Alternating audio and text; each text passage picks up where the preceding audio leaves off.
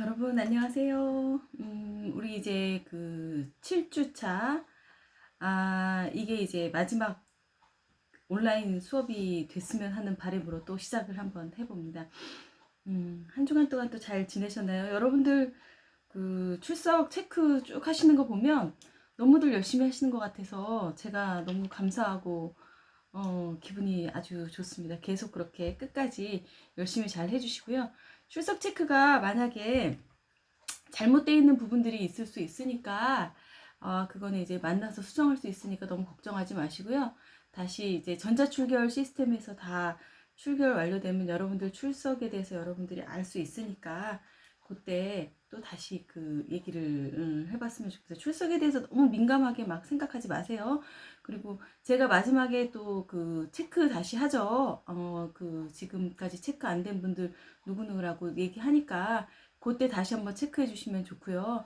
밴드 출석 후에 출석해 주시고 카카오톡에다가 우리 단체 방 있죠. 우리 각 그 반마다 G반, H반, I반 각 반마다 이제 넣어 주시는 거 그거 두 가지 해 주시면 그게 이제 근거 자료로 남으니까 꼭 해주시면 좋겠습니다. 제가 출석 체크는 이제 수기로 지금 하고 있고 전자 출결 시스템에 또 이제 옮기고 해야 되는데, 그러니까 그 출결에 대해서는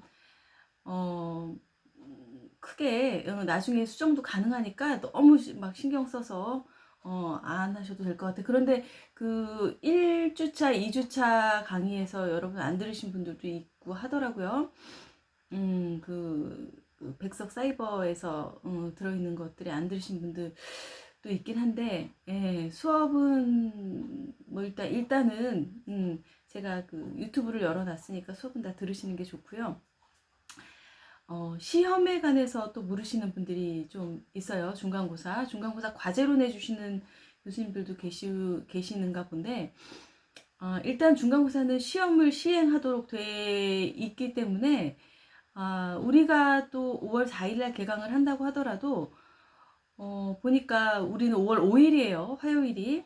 그래서 그날 또 수업이 안 되고, 바로 12일까지가 중간고사 기간인데, 12일날 시험을 만나자마자 시험을 봐야 될 것 같아요. 참 저도 참 대략 난감한데 일단은 좀 조금 더 생각을 한번 해보고, 일단은 우리가 뭐 만나서 수업한 게 없기 때문에 그 사이버 안에서 그 만약에 시험 문제 출제되면 출제될 것이고요. 출제될 것이고, 이게 뭐 난해하거나 어렵게는 내지 않을 테니까, 여러분들 뭐 차분히 교재나 이제 그 요 강의 안에서 준비를 하시면 될 것 같아요. 부담스러우시죠? 저도 부담 안 드리고 싶은데 이제 또 어찌어찌 한 번도 못 만나고 시험을 봐야 돼서 그런 부담감들이 있습니다.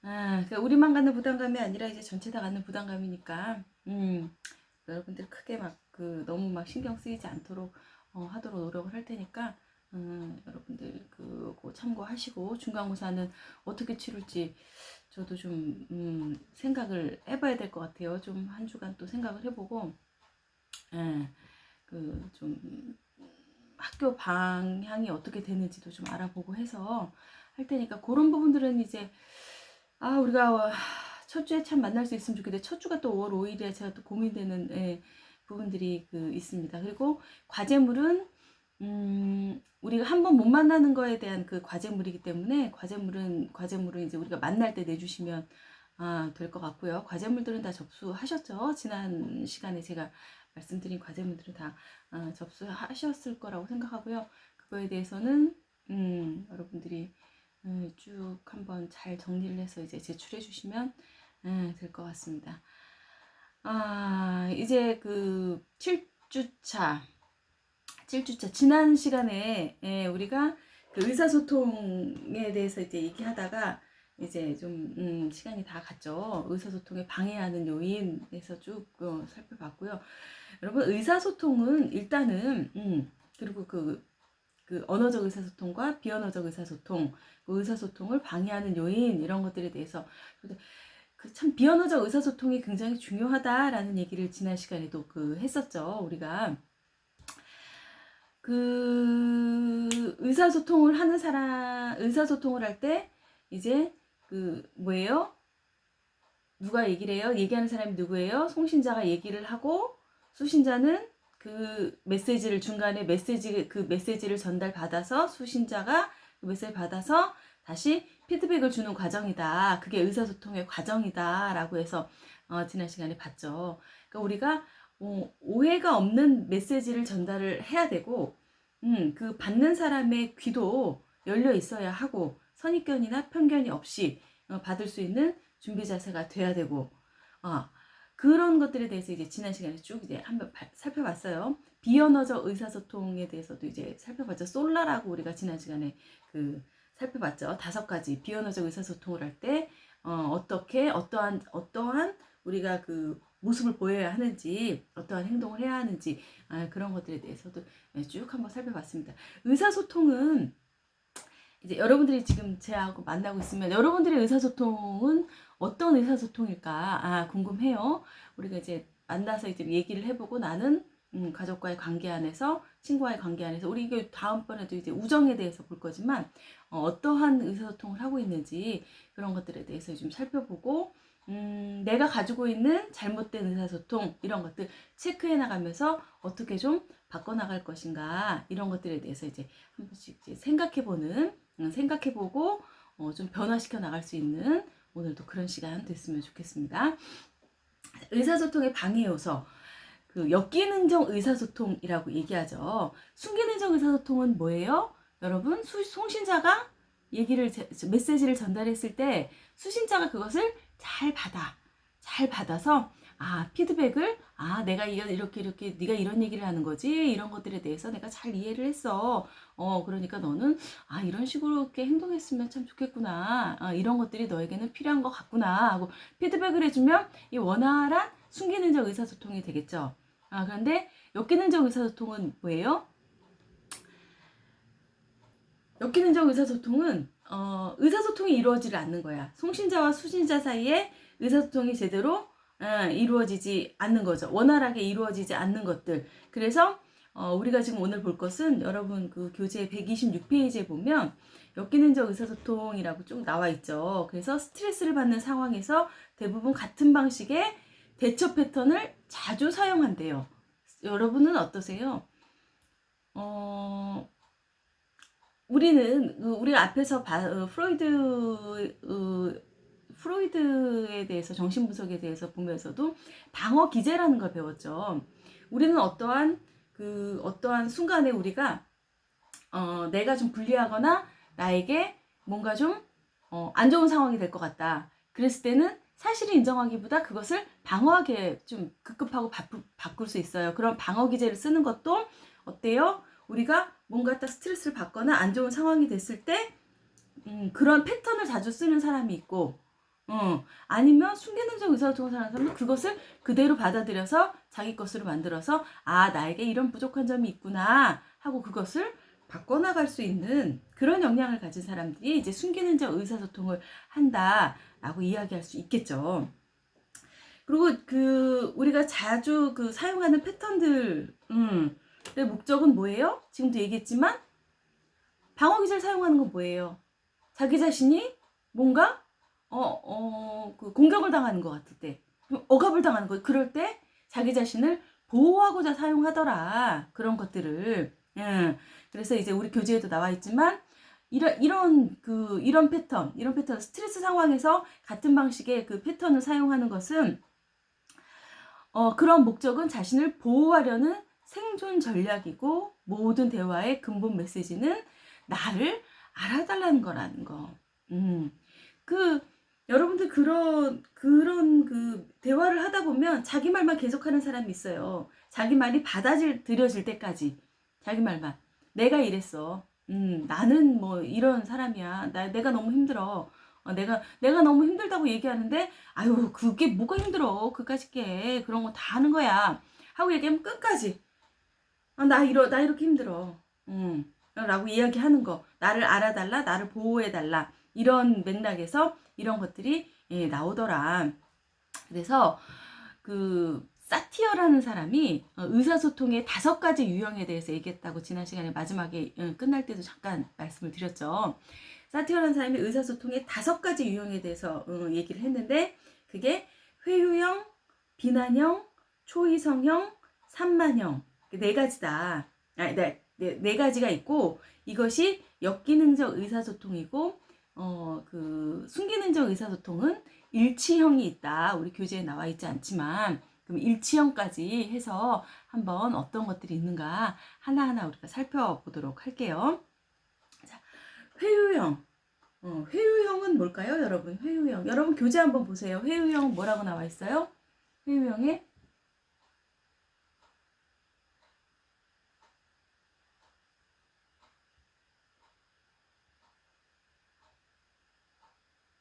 회유형은 자기 자신을 그러니까 뭐랄까, 자기 자신을 드러내지 않는 거예요. 그냥 자기 자신 없이 두리둥실하게 잘 됐으면 좋겠다, 라고 생각하는 사람인데, 그 회유형의 사람들은 다른 사람의 작용하는 상황을 존중하지만 자신의 가치나 진정한 감정을 무시한다. 자신의 감정을 드러내는 것이 아니라 그냥 상황적으로 주변 사람들만 존중하면서 자기 자신이 힘들게 사는 거죠. 사람들의 말에 대해서 항상 긍정적이고, 모든 잘못되는 상황에 대해서는 자신들이 책임을 느끼는 거. 그 회유형 자체의 사람들이 책임을 느낀다. 예. 그리고 회유는 어때요? 대부분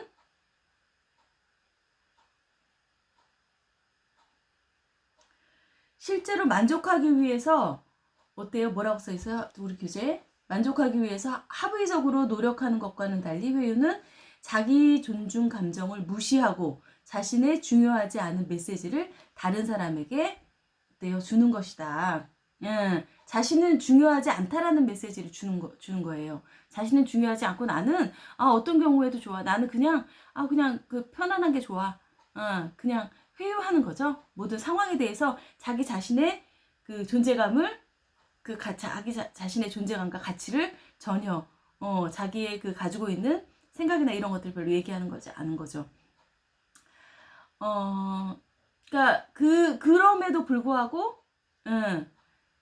자기 자신은 그냥 괜찮은 것처럼.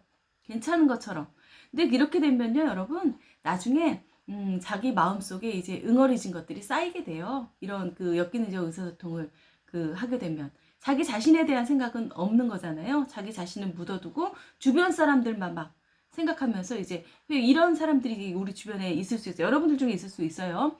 이런 것들은 별로 이렇게 좋은 의사소통 형태가 못 된다. 라는 거. 그러면서 어떻게 해요? 모든 것이 다, 그 일이 잘 되면 상대의 탓이고, 못 되면 다 내 탓이 되는 거죠. 이런 것들에 대해서 모든 것이 다 내 탓이고, 원하면 무엇이든지 나는 당신에게 해줄 수 있고, 어때요? 오로지 당신을 위해서 나는 열심히 살 수 있다.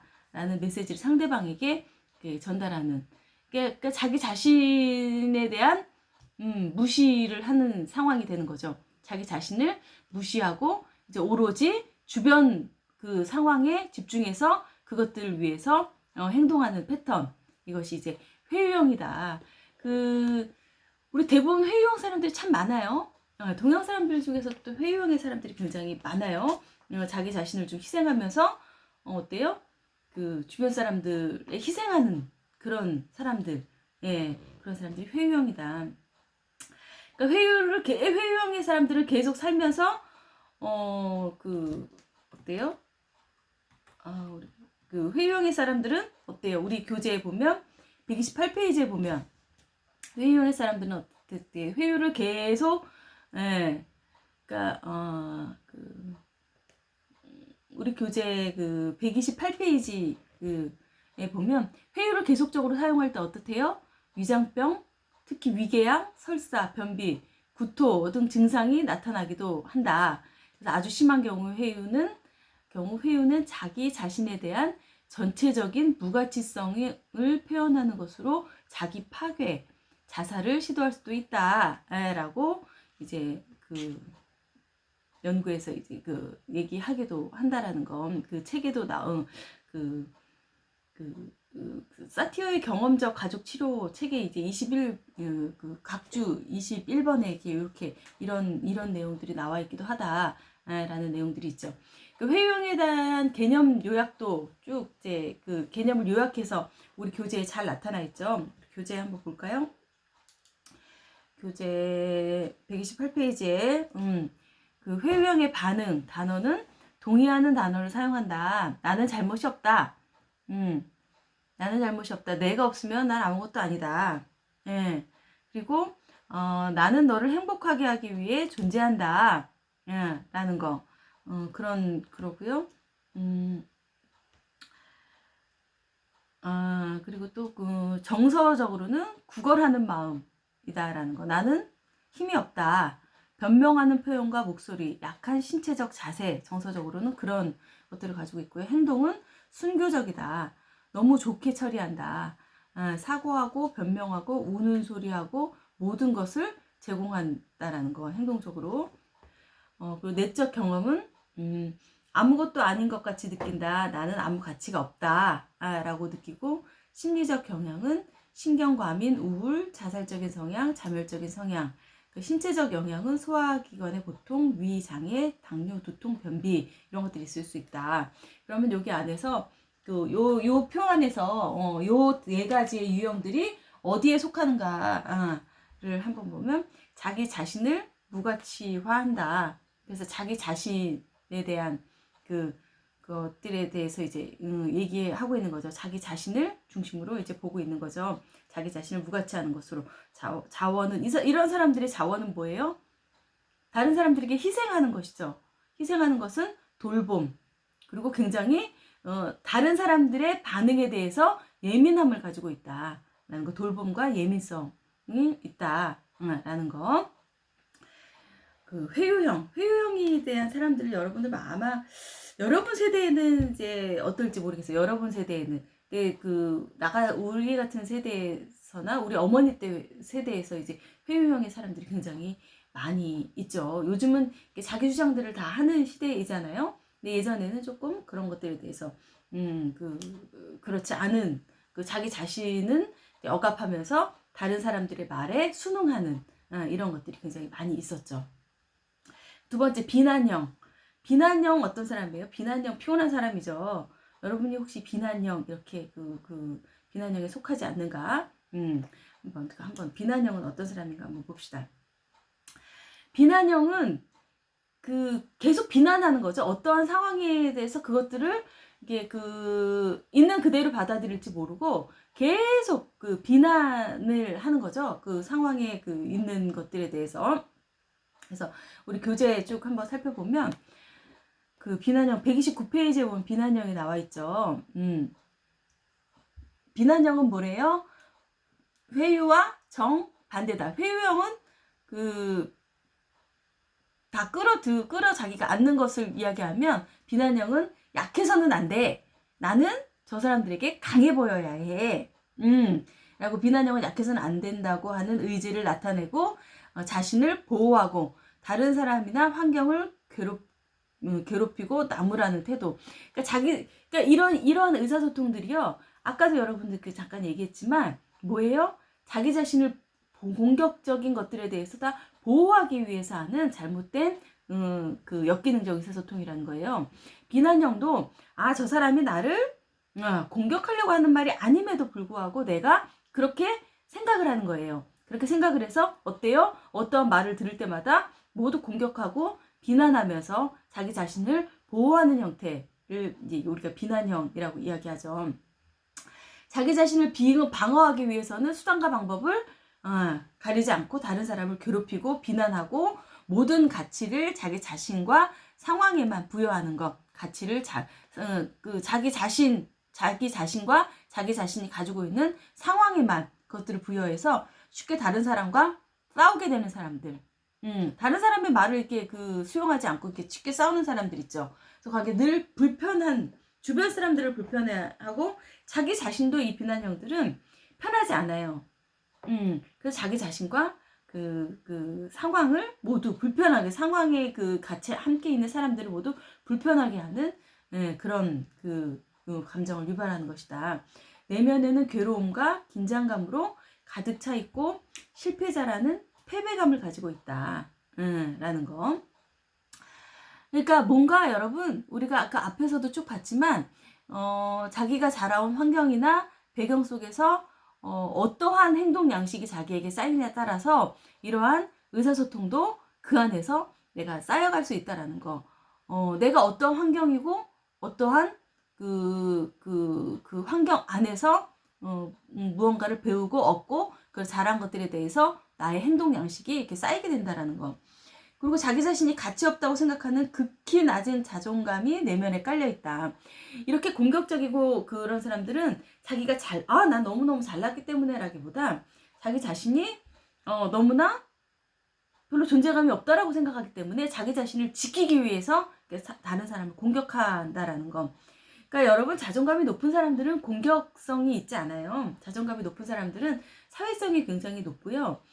타인을 배려할 줄 아는 사람들이 자존감이 높은 사람들이지 나는 자존감이 높아 하면서 자기밖에 모르고 타인을 배려할 줄도 모르고 뭔가 공격적이고 사회성도 없고 그럼 저 자기 스스로 자존감이 높다라고 생각을 하는 건 자존심이 센 사람들이 이런 행동들이 많이 나오는 거죠. 자존심과 자존감은 그 무게 자체가 좀 다르다라는 거, 그 역할이나 그것에 대한 가치가 좀 다르다라는 거.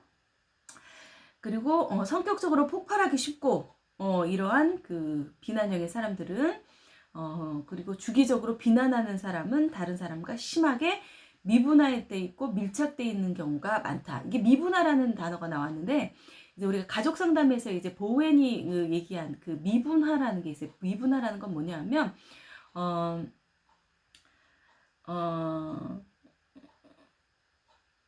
그러니까 그 자기의 행동과 자기 자신의 사고와 행동이 그 다른 사람과 이렇게 얽혀져 있다라는 게 그 미분화되지 않았다. 미분화의 반대는 분화인데 우리가 이제 그 예를 들어서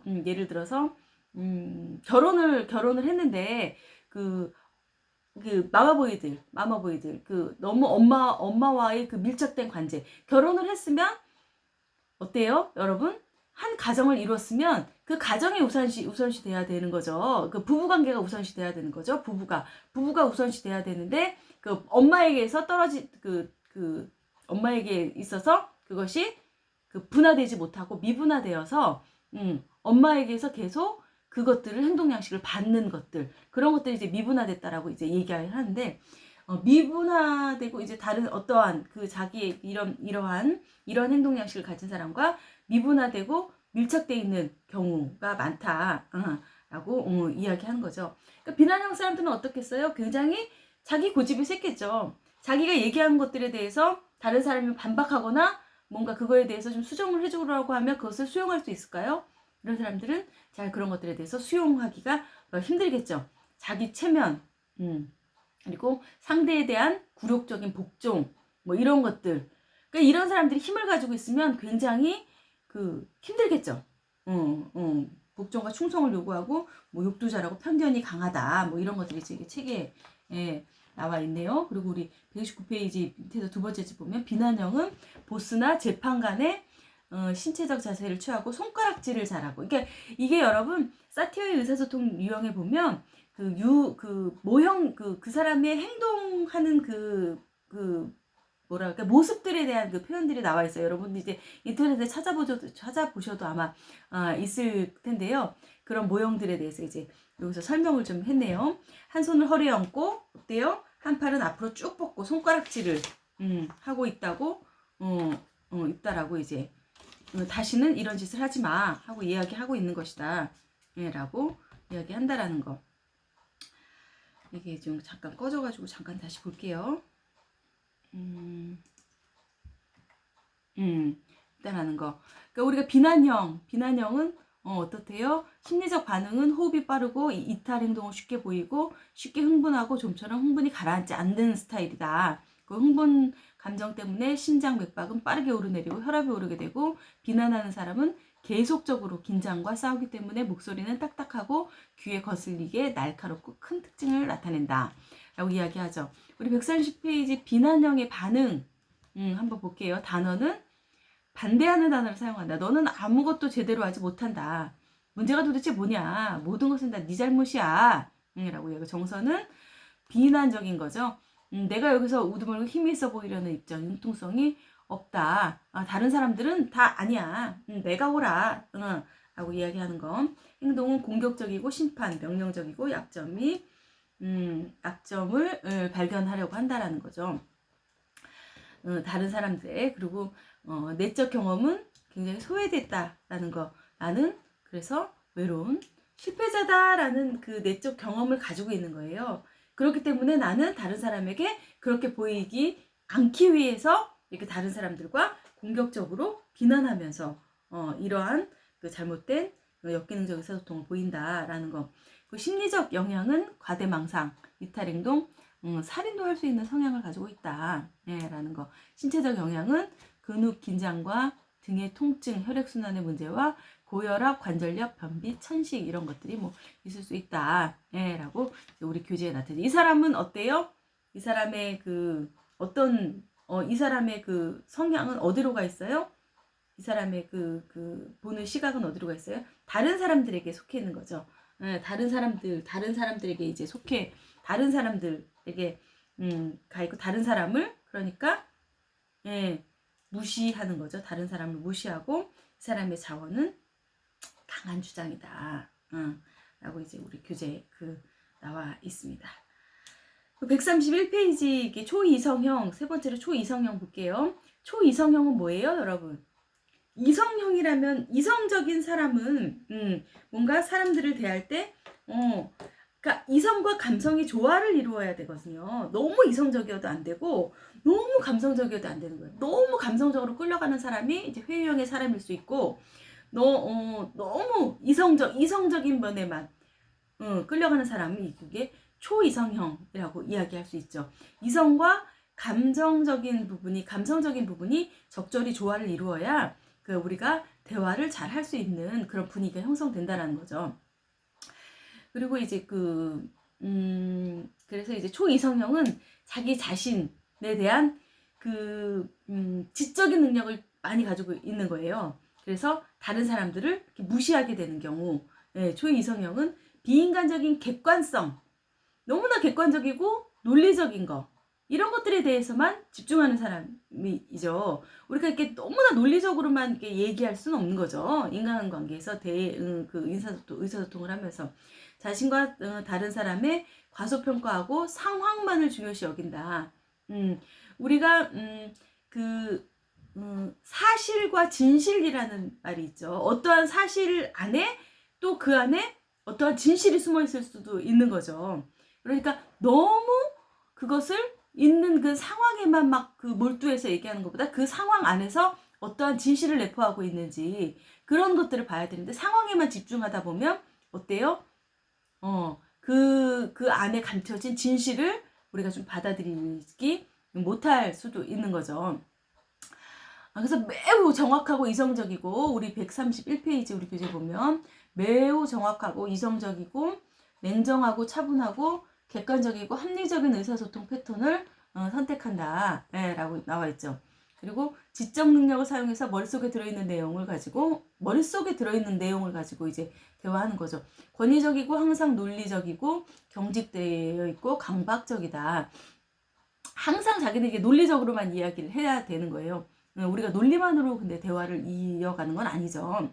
그리고 인정이 없고 융통성이 없고 지나치게 합리적이고 강한 자존심과 지나친 책임감으로 남의 장점을 인정하지 않으며 상처받기가 쉽고 어떤 감정도 표현할 수 없는 외로움과 고립감을 느끼는 것이 이제 우리 초이성형의 특징이다.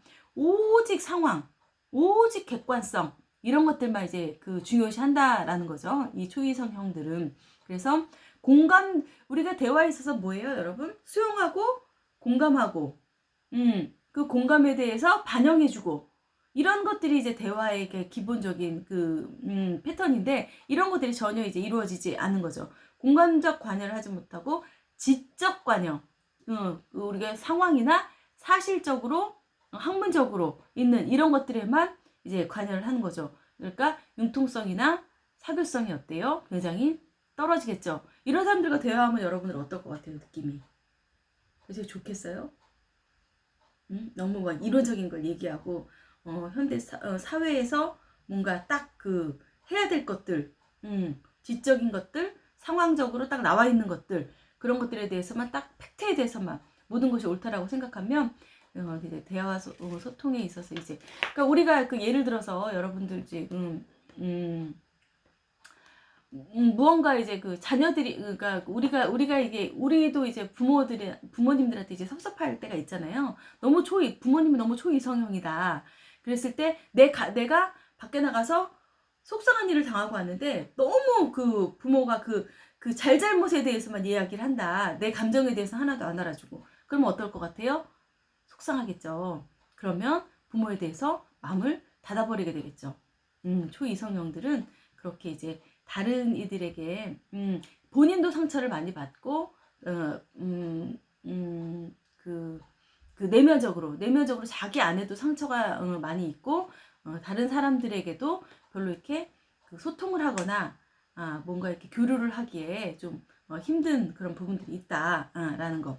초이성형의 반응은 극히 객관적인 것들만 얘기한다. 규칙과 옳고 옳은 것에 관한 자료를 사용하고 추상적인 단어와 긴 설명은 모든 것이 학구적이다. 학구적으로만 이제 바라본다라는 거예요. 그리고 정서는 완고하고 냉담하다. 라는 거. 굉장히 냉정하고 조용하고 침착해야 되고 경직되고 굉장히 그 고자세를 취한다. 행동은 권위적이다. 강직하고 이제 원칙론적인 행위를 하고 행동을 합리화하고 조직적이고 의도적이고 강제적이다. 내적 경험은 나는 상처받기 쉽고 고립된 느낌이다. 어떠한 감정도 표현할 수가 없어. 나는 내 감정을 드러내면 상처받을 것 같아. 그래서 있는 사실로만 이야기할 거야. 라는 것들, 그런 내적 경험을 가지고 있다는 거. 심리적 영향은 강박적이고 강제적이다. 반사회적이고 사회적으로 위축되고 지나치게 긴장돼 있다. 신체적 영향은 뭐 건조성 질병, 점액, 임파 조직의 질병 발생, 암, 심장마비 등의 통증이 있다. 자기 자신과 다른 사람을 무시하는 경향이 있다. 자기 자신에 대해서도 자기 자신에 대해서도 크게 좋게 받아들이지 않으면서 자기 자신과 타인에 대해서도 그러니까 어떤 것들이 인간적인 부분이 있는 게 아니라 상황적인 거, 객관적인 거 이런 것들에만 이렇게 매몰되어 있는 이런 사람이다. 이런 사람이 자원은 지식이다. 라고 이제 우리 교재에 나와 있습니다. 마지막으로 네 번째 산만형. 산만형의 사람은 어때요, 여러분? 우리가 이렇게 대화를 하다 보면 대화가 배가 산으로 가는 대화를 하는 사람들이 있어요. 막 이 대화에 별로 이렇게 필요한 대화가 아님에도 불구하고 자기 자신의 얘기를 막 하는 사람들이 있어요. 그런 것들 느껴보신 적이 있으신가요? 이게 산만형이라고 이제 이야기를 하는데 산만형에 있어서 서로 대화하는 도중에 전혀 관련 없는 말을 이야기를 끊어서 대화의 초점을 흐리게 해서 어떻게 분위기가 싸해지는 거죠. 그런데 이 사람도 자기 말을 해가면서 계속 그냥 자기 얘기만 하는 거예요. 그래서 도대체 저 사람 저 얘기를 왜 할까? 주변 사람들을 좀 뭐라 그러지? 좀 상황에서 좀 어리둥절하고 좀 뭔가 좀 좀 답답하게 만드는 그런 것들이 있는 거죠. 그러니까 초점 자체가 이제 초점 자체를 흐리는 사람들, 이런 사람들 이제 산만형이라고 이야기를 하고요. 어때요? 이런 사람들이 있으면 대화에 집중하기가 힘들죠. 우리 교재 133페이지 산만형에 나와 있어요.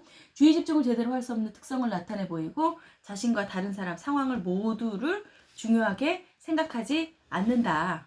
이런 것들을 모두 중요하게 생각하지 않는 것이 이제 산만형이다. 산만형이 그런 것들을 모두 무시하는 사람들이다. 아이고 시간이 벌써 많이 갔네요. 빨리빨리 봅시다. 그리고 산만형의 사람들은 정서는 혼란스럽고 소속감이 없고 부적합성을 보인다. 사티어에 의하면 습관적으로 산만형 유형의 의사소통을 하는 사람은 중앙신경계통의 장애로 인하여 고생하는 경우가 많고 위장병, 당뇨병, 편두통과 같은 신체적 증상을 보이기도 한다. 라는 거. 산만형의 모습은 이제 우리 여기 나와 있죠. 134페이지에 나와 있어요. 관계없는 단어를 사용하다 뜻이 통하지 않고 요점이 없다. 요점이 없는 거죠. 대화가 이제 배가 산으로 가는 거죠. 계속해서 그대로 놔둬라. 그대로 돌아. 그냥 뭐 그게 좋은 게 그냥 뭐 이렇게 대화에 초점이 없이 그냥 그대로 가자는 거죠. 그냥 초점이 있는 게 아니에요. 이 사람은 그 내용 자체에서도 그냥 그것을 의미 있게 얘기하는 것이 아니라 그냥 그대로. 그리고 정서는 혼란스럽다. 실제로 여기 있는 것이 아니다. 나는 실제로 여기 있는 것이 아니다. 계속해서 움직이고 비스듬히 않고 자기 얘기를 그냥 시도 때도 없이 그냥 해야 되는 거. 행동은 산란하다. 부적절하게 조정, 지나치게 활동적이고 중단시킨다. 그 내적 경험은 아무도 상관하지 않는다. 그리고 거기는 내가 적절한 곳이 아니야. 균형이 없다. 끼어들므로써 주의 관심을 받으려고 하는 거죠. 그리고 심리적 영향은 혼돈되고 부적절하고 정신병적인 성향이 있을 수도 있다. 신체적 영향은 중앙 신경계통 장애, 위장애, 메스꺼움, 당뇨병, 편두통, 변비. 그러니까 자기 자신과 다른 사람, 상황을 어때요? 모두 다 무시하는 거죠.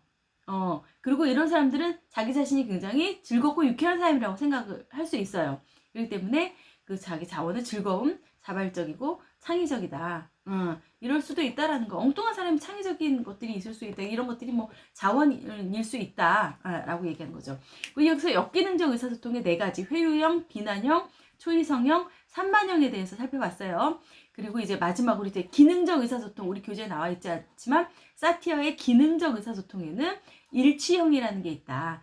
일치형이라는 것은 뭐냐면 나의 가지고 있는 생각과 나의 가지고 있는 생각을 그대로 이제 얘기해 줄 수 있는 거예요. 그리고 그 사람의 말을 그대로 내가 수용한 것들에 대해서 수용하고 그 수용하지 못하는 부분들에 대해서 그 사람 우리가 얘기할 때 이중 메시지 여러분 지난번에 다 이중 메시지에서 얘기했죠. 내 마음은 거기 가기 싫어. 같이 있기 싫어 친구랑. 그럼에도 불구하고 어때요? 그냥 좋은 게 좋은 거니까 같이 있어 주는 거예요. 그쵸? 그렇게 되면 어때요? 내가 자꾸 힘든 그 무거움이 그런 것들이 이 친구에서만이 아니라 다른 부분에 있어서 계속 쌓이게 된다는 거죠. 부모들이 자녀들에게 특히 할 때 일치형으로 네가 나에게 이렇게 해줬으면 좋겠어 하고 딱 얘기하는 게 아니라 그게 뭐니 도대체 그렇게 할 바에 차라리 하지를 말아라. 이게 하지 말라고 하는 말이 아니죠. 하라고 하는 말인 거죠. 나도 예전에 이렇게 자녀들을 키우면서 그렇게 그 막 화가 날 때는 그런 말이 나와요. 사실 나도 이제 심리학자고 이제 내가 그 상담을 전공했지만 그런 부분들에 대해서 이렇게 나오게 돼. 그러면서 아차 싶으니까 또 그거에 대해서 또 고민을 하는 거죠. 내가 이것을 어떻게 풀어갈 것인가. 그래서 관계를 잘하는 거에 있어서는 나의 메시지와 나의 가지고 있는 속마음을 잘 전달하는 것. 일치형의 사람들은 그래서 그것들을 잘 전달하는 그런 능력들을 가지고 있죠. 그 메시지는 그러니까 내가 가지고 있는 생각과 내가 가지고 있는 그 언어나 그러니까 메시지들을 같게 이야기할 수 있는 거. 그러니까 다른 것들에 대한 것들에 대해서 뭔가 영향을 받는 부분들도 물론 있겠죠. 영향을 받는 부분들이 있지만 나의 그런 것들을 가지고 있는 것들을 내가 이중 메시지를 사용하지 않고 그냥 나의 그 일치해서 얘기할 수 있는 거. 그러니까 우리가 사티어에서 그 순기능적 의사소통에는 사티어의 의사소통은 5가지로 이야기할 수 있다. 라는 거. 거기서 이제 역기능적 의사소통에는 우리가 지금 본 회유형, 비난형, 초이선형, 산만형 4가지를 이야기할 수 있고 순기능적 의사소통에는 내가 가지고 있는 가치관이나 생각이나 이런 것들을 그대로 전달할 수 있는 일치형 의사소통의 유형이 있다라고 해서 이제 5가지 의사소통에 대해서 일치형의 의사소통을 하는 사람들은 대인관계가 원만하죠. 그것들에 대해서 이제 자기 자신을 숨김없이 이제 이야기 할 수도 있고 그것들을 거칠게 표현한다라는 얘기가 아니에요. 자기 자신에 대해서 그렇게 얘기했을 때 자기 자신에 쌓이는 것들이 없겠죠. 그걸 막 거칠게 표현한다는 얘기가 아니라 그렇게 일치형으로 계속 가다 보면 쌓이는 것들이 없기 때문에 원만한 의사소통을 더구나 더 잘할 수 있다라는 이야기죠.